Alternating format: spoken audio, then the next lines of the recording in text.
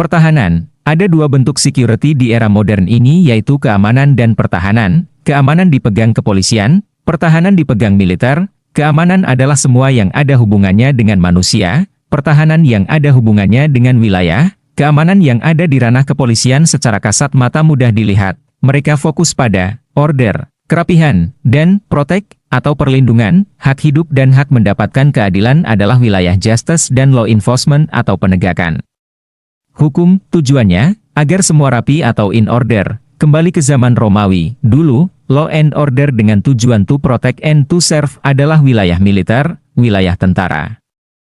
Karena itu, panglima perang merupakan prestasi tertinggi dan yang paling banyak menimbulkan drama. Lalu, hadir sebagai penyeimbang adalah para politisi yang mewakili rakyat wilayah tertentu. Suara rakyat di dewan ini cukup menjadi penyeimbang, karena itulah, dinamika kerajaan menjadi hidup. Ambisi-ambisi bermain, karena sempitnya ruang bermain, mereka ekspansi. Panglima perang masuk ke sebuah wilayah lalu menjadi gubernur pemerintahan daerah yang dicaploknya. Setelah wilayah mereka berkembang, mereka pun memberikan upeti ke Roma. Wakil rakyat disiapkan sebagai wakil wilayah tersebut. Untuk menyuarakan kebutuhannya di senat dan di dewan, gubernur mengurusi kepentingan rakyatnya. Bagaimana dengan keamanan? Keamanan ada di bawah kendali gubernur berbentuk tentara wilayah.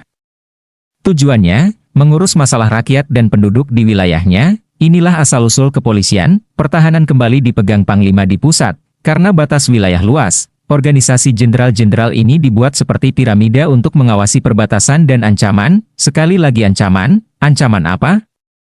Ancaman yang bisa melemahkan Romawi, ancaman yang bisa membelah Romawi. Disinilah sebuah peran baru tercipta. Ini asal mula intelijen. Intelijen intinya adalah mata-mata yang bertujuan mendapatkan informasi sebelum langkah berikutnya diambil.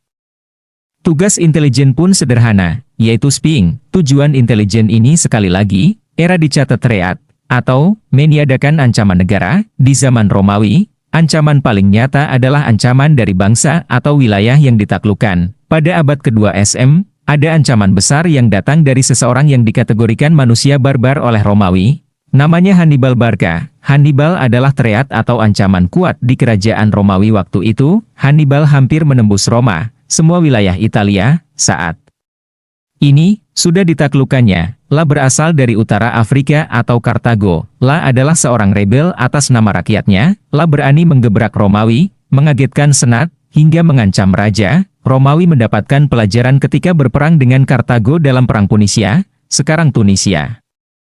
Kartago sangat menguasai laut. Di sisi lain, Romawi tidak menguasai maritim. Hannibal dari Kartago mempunyai industri strategis, maritim. Lalu, Indonesia 2/3-nya adalah laut.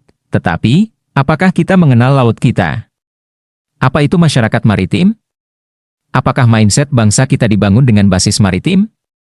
Apakah masyarakat maritim itu? Apakah kita yang kepulauan ini sadar bahwa kita negara kepulauan bukan kontinen? Lalu, mengapa basis berpikir kita masih kontinen? Kita berpikir sebagai negara agraris, bahkan berusaha menjadi masyarakat city atau metropolis. Kita tidak akan pernah bisa membandingkan diri kita dengan negara city seperti Singapura. Bagaimana sih cara kita berpikir? Kita harus punya mindset yang benar.